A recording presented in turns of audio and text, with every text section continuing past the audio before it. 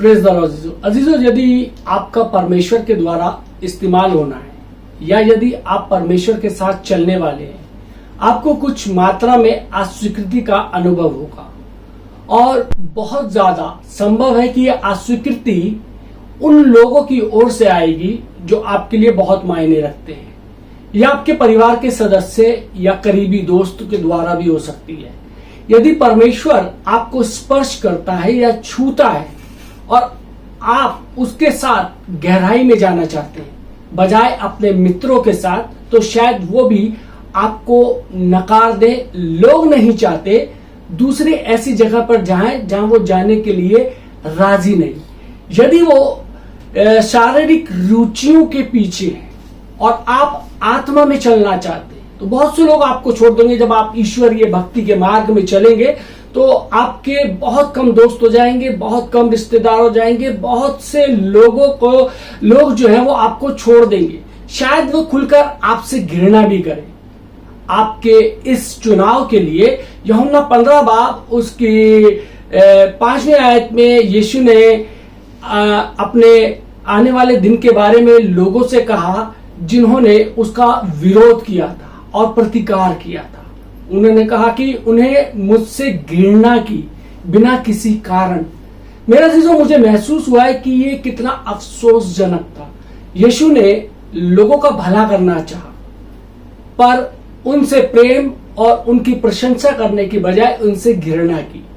मेरे चीजों, यूसुफ का एक सपना था और जिसके लिए उसके भाइयों ने उससे घृणा की। यदि हम देखें प्रेरितों के काम 6 बाब और उसकी 8 से 12 आयत में परमेश्वर का वचन कहता है, स्तिफनुस अनुग्रह और सामर्थ से परिपूर्ण होकर लोगों में बड़े बड़े अद्भुत काम और चिन्ह दिखाया करता था। तब उस आराधनालय में से जो लिबर्तिनियों की कहलाती थी और कुरेनी और सिकंद्रिया और किलिकिया और एशिया के लोगों में से कई एक उठकर इत्युस से वाद विवाद करने लगे, परंतु उस ज्ञान और उस आत्मा का जिससे वे बात करता था वे सामना ना कर सके।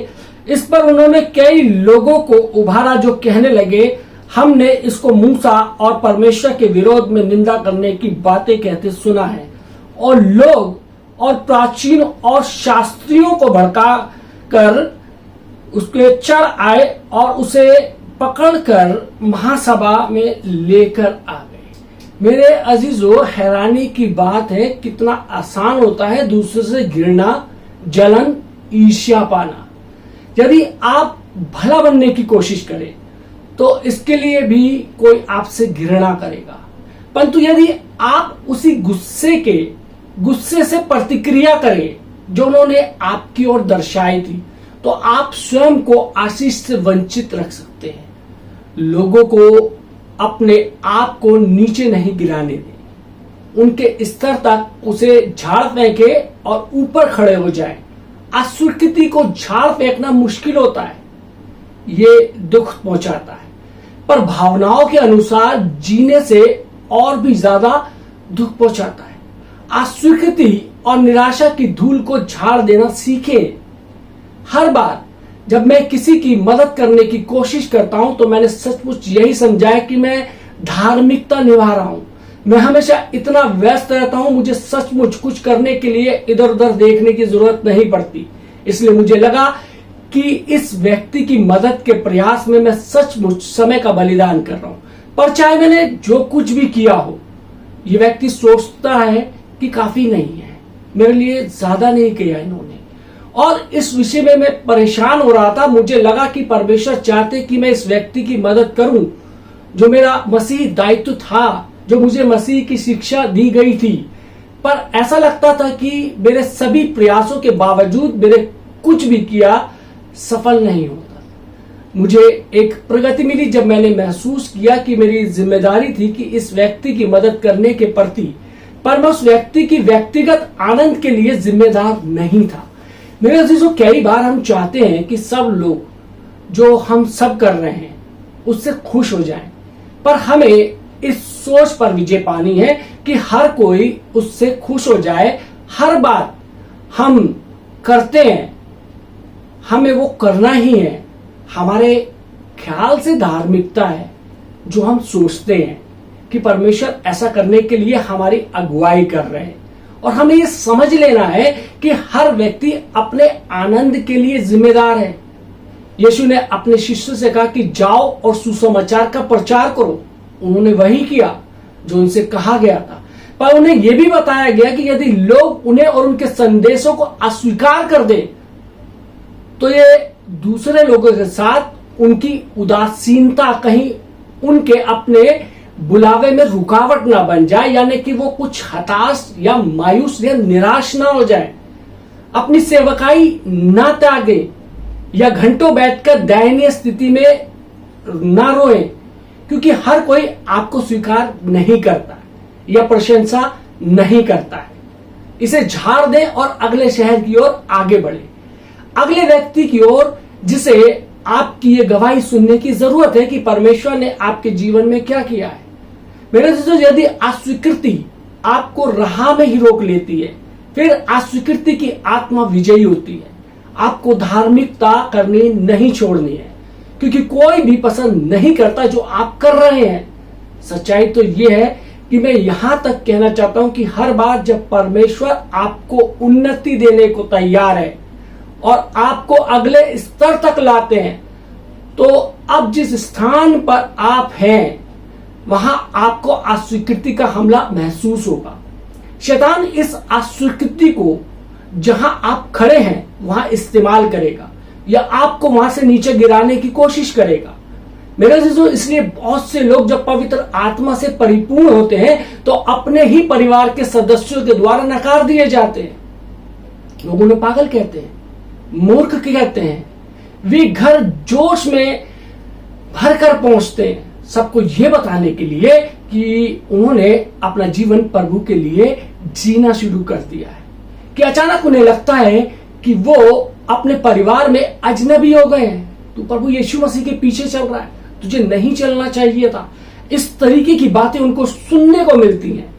शैतान उन लोगों को जो इनके लिए बहुत मायने रखते हैं इस्तेमाल करता है, ताकि वे इन लोगों को नकार दे और जिससे वे अपनी पुरानी राहों की ओर फिर वापस मुड़ जाएं, फिर वापस लौट जाएं।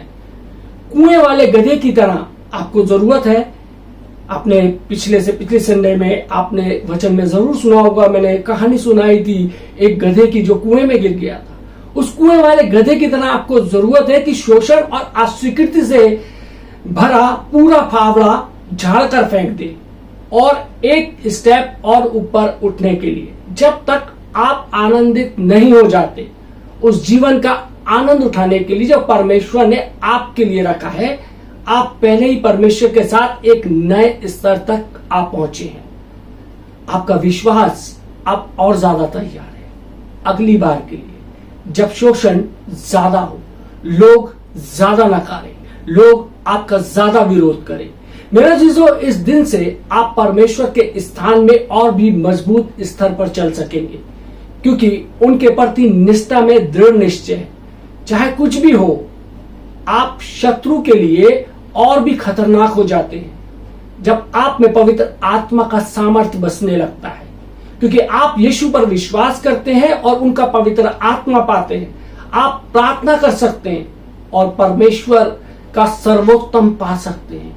अपने जीवन में आप परमेश्वर का इनाम पाने की ओर बढ़ने के लिए आजाद हैं, और आपकी गवाही शैतान को बहुत नुकसान पहुंचाएगी। इसके परिणाम स्वरूप वो ज्यादा से ज्यादा लोगों को प्रभावित करेगा कि इसके विषय में आपसे नाराज हों और आलोचना करें और विरोध करें। पर याद रखिए, उस गधे की कहानी जो मैंने पिछली बार सुनाई थी, स्वयं को विनम्र करे और झाड़ डाले। जो आपके विरोध इस्तेमाल कर रहे हैं, आपका इस्तेमाल कर रहे हैं, उसका इस्तेमाल करें एक कदम और परमेश्वर के निकट जाने के लिए, उस स्थान पर जहां वे आपको पहुंचाना चाहता है। इफिसियों 6 और उसकी 22वीं आयत में लिखा है कि हम शरीर और लहू के विरुद्ध युद्ध नहीं कर रहे हैं, पर ऊंचे स्थानों के सिद्धांतों और शक्तियों और बुराइयों पहुंचेंगी। इसके परिणाम स्वरूप वो ज्यादा से ज्यादा लोगों को प्रभावित करेगा कि इसके विषय में आपसे नाराज हो और आलोचना करें और विरोध करें, और याद रखिए उस गधे को जिसकी कहानी मैंने पिछली बार सुनाई थी, स्वयं को विनम्र करे और झाड़ डालो जो आपके विरोध इस्तेमाल कर रहा है। उसका इस्तेमाल करे एक कदम और परमेश्वर के निकट जाने के लिए, उस स्थान पर जहां वे आपको पहुंचाना चाहते हैं। इफिसियों 6:22 में लिखा है कि हम शरीर और लहू के विरुद्ध युद्ध नहीं कर रहे, पर उन ऊंचे स्थानों के सिद्धांत और शक्तियों और बुराइयों के विरुद्ध। मेरे अजीजों, शैतान लगातार हमारे विरुद्ध लोगों को इस्तेमाल करता रहेगा कि हमें आगे जाने से रोक सके। यदि संभव हो सके तो वह ऐसे लोगों का भी इस्तेमाल करेगा जिन्हें हम जानते हैं और प्रेम करते हैं, ताकि उनकी अस्वीकृति और इनकार से हुए घाव और भी गहरे और पीड़ादायक हो सके। मेरे अजीजों, कई बार हम लोगों के इनकार से इतना डरते हैं कि हम परमेश्वर के साथ अगले स्तर पर कदम नहीं उठाते, क्योंकि पहले ही जानते हैं कि किसी को ये पसंद नहीं आएगा। बहुत बार हम लोगों के आगे झुक जाते हैं, जबकि हमें परमेश्वर के आगे झुकना चाहिए था। यीशु ने कहा, जो तुम्हारी सुनता है वो मेरी सुनता है, और जो तुम्हें तुच्छ जानता है वो मुझे तुच्छ जानता है, और जो मुझे तुच्छ जानता है वो मेरे भेजने वाले को तुच्छ जानता है। मेरे अजीजों, वो हमें बता रहे थे कि अस्वीकृति को लेखी ना बनाए। यदि लोग हमें यीशु मसीह के चाहने के लिए अस्वीकार करते हैं, फिर वे यीशु और पिता को अस्वीकार कर रहे हैं। अब ये समझ ले, इससे पहले कि आपने प्रभु को अपना हृदय दिया, शैतान ने आपके विषय में परमेश्वर की योजना को जान लिया था, और उसने एक ऐसी हर बात की कि आपको इसे पाने से रोक सके। ये संभव है कि आपके जीवन के लिए जितना महान बुलावा होगा, उतनी ही ज्यादा आपके विरुद्ध जास्तियां बढ़ जाएगी। यदि आप आत्मिक संसार में परमेश्वर के वचन के विरुद्ध युद्ध पर गौर करें, तो आप समझ जाएंगे कि शैतान सारी मुसीबतें भेजता है जो आप पर आती है, क्योंकि वो जानता है कि परमेश्वर आपकी तलाश में है, आपको आशीष देने के लिए। पर यहोवा सेनाओं का प्रभु है और स्वर्गदूतों का प्रभु है, वे आपके लिए लड़ रहे हैं, और ये आपको और भी बड़ा विजेता बना देते हैं। इसके लिए किया गया युद्ध जीत लिया गया है, और आपको अपनी मुसीबतों के बदले दुगनी आशीषों का वायदा किया गया है। मेरे अजीजों, प्रेरित पौलुस ने कहा, अब क्या मैं मनुष्यों को मानता हूं या परमेश्वर को? क्या मैं मनुष्यों को प्रसन्न करना चाहता हूं? यदि मैं अब तक मनुष्य को ही प्रसन्न करता रहा तो मसीह का दास ना होता। मेरे अजीजों, हमें शास्त्र वचन के इस अगले अंश में हम इसे देख सकते हैं कि पौलुस ने नकारा और झाड़ फेंकना सीखा और आनंद में आगे बढ़ना सीखा। तब प्रभु का वचन अर्थात अनंत उद्धार मसीह द्वारा उस सारे देश में फैलने लगा। परंतु यहूदियों ने भक्त और कुलीन स्त्रियों को और नगर के बड़े लोगों को उकसाया और पौलुस और बरनबास पर उपद्रव कराकर उन्हें अपने सिवानों से निकाल दिया। तब वे उनके सामने अपने पांव की धूल झाड़कर इकुनियों को गए, और चेले आनंद से और पवित्र आत्मा से परिपूर्ण होते रहे। मेरे अजीजों, अपने प्राण में आनंद और पवित्र आत्मा को भरे रहो। अपना मन, इच्छा और भावनाओं को आनंद पर केंद्रित करो, जो आपको परमेश्वर के आप में वास करने पर उपलब्ध होता है। आप ये आनंद खो देंगे यदि आपने इस पर ध्यान लगाया कि हर समय कोई आपके बारे में क्या सोचता है। जो सोच रहा है उसको सोचने दीजिए, उसका काम ही है सोचना, आपके बारे में गलत बातें करना, गलत चीजें बोलना, गलत सोचना। यदि आप भी वही चीजें सोच रहे हैं तो आप परमेश्वर का आनंद ग्रहण नहीं कर पाएंगे। अपनी आत्म संवेदना को झाड़ फेंको और आत्मा से परिपूर्ण होते जाओ। आनंद की परिपूर्णता से भरते रहो, चाहे आपके विरुद्ध कोई भी मुसीबतें क्यों ना आए। आप अपना सर्वोत्तम कीजिए। जो आपका विश्वास हो कि परमेश्वर आपसे चाहता है कि किस तरह हर परिस्थितियों से आप निपटे। मेरे दोस्तों, यदि लोगों में पर्याप्त प्रेम नहीं है, आपको थोड़ी सी विदा दिखा सके सिर्फ इसलिए कि आप सब बातें वैसी नहीं करते जैसी वो चाहते हैं। उनके मन के मुताबिक आप जीवन नहीं जी रहे हैं, क्योंकि आपने वो संगति छोड़ दी है जहां पे लोग बैठ के शराब पीते थे, सिगरेट पीते थे, बुराइयां करते थे, चुगलियां करते थे। उन लोगों को छोड़ दिया है। वो लोग अब आपसे घृणा करते हैं या आप वैसा नहीं कर रहे हैं। फिर ये उनके और परमेश्वर के बीच का मामला है। सब चीजों को परमेश्वर के हाथों में छोड़ दीजिए। अपना जीवन लोकप्रिय होने के लिए ना जिए, इसे परमेश्वर की इच्छा के अनुसार जिए। परमेश्वर की आज्ञा मानने के लिए यूसुफ को बहुत से दुख और निराशाएं झाड़नी पड़ी थी, जैसे भाइयों का विश्वासघात, पोतीपर की पत्नी का झूठ, रसोइयों द्वारा भुला दिया गया वादा जिसकी उसने सहायता की थी। पर इससे आगे बढ़ते रहने का यह नतीजा हुआ कि यूसुफ जहां गया वहां का अधिकारी बना दिया गया। परमेश्वर ने उसे उसके सारे कष्टों के बदले दुगना मुआवजा दिया और उसे बहुत महान आशीष मिली। इसी तरह लोग डैनियल को भी पसंद नहीं करते थे, क्योंकि वे धर्मी मनुष्य था जो हमेशा अस्वीकृति को झाड़ता रहा। उसे इतना नापसंद किया जाता था कि उसे भूखे शेरों की मांद में फेंक दिया गया। और परमेश्वर ने शेरों के मुंह को बंद कर दिया। जब राजा ने देखा कि परमेश्वर ने डैनियल के लिए क्या किया, उसने घोषणा की कि मैं आज्ञा देता हूं कि जहां जहां मेरे राज्य का अधिकार है वहां के लोग डैनियल के परमेश्वर के सम्मुख कांपते और थरथराते रहे, क्योंकि जीवित और युगान युग तक रहने वाला परमेश्वर वही है। उसका राज्य अविनाशी और उसकी प्रभुता सदा स्थिर रहेगी संसार के अंत तक। मेरे अजीजों, डैनियल की परमेश्वर के साथ वफादारी ने पूरे देश को प्रेरित किया कि वो विश्वास करे कि परमेश्वर जिसने डैनियल को सिंह की मांद से बचाया है, वो बचाने वाला और छुड़ाने वाला है, और स्वर्ग और पृथ्वी पर चिन्हों और चमत्कारों का प्रकट करने वाला है। जब आप धार्मिकता करने के लिए दुख उठाते हैं, यीशु आपको आशीष देता है। पतरस को असफलता झाड़ देनी पड़ी, पौलुस को अस्वीकृति झाड़ देनी पड़ी, और आपको असफलता और अस्वीकृति दोनों को झाड़ना होगा यदि आप परमेश्वर के द्वारा इस्तेमाल होना चाहते हैं। बस इसे भूल जाओ और आगे बढ़ते रहो। लोग क्या कह रहे हैं बहरे बन जाओ, मत सुनो। आपका लक्ष्य परमेश्वर की योजनाओं को पूरा करना है। परमेश्वर ने यदि आपको चुना है तो आपको अपना जीवन परमेश्वर को देना ही होगा, ताकि आप परमेश्वर की उस महान योजना का भाग बन सके। परमेश्वर आप सबको आशीष दे। आमीन। आइए हम दुआ मांगे।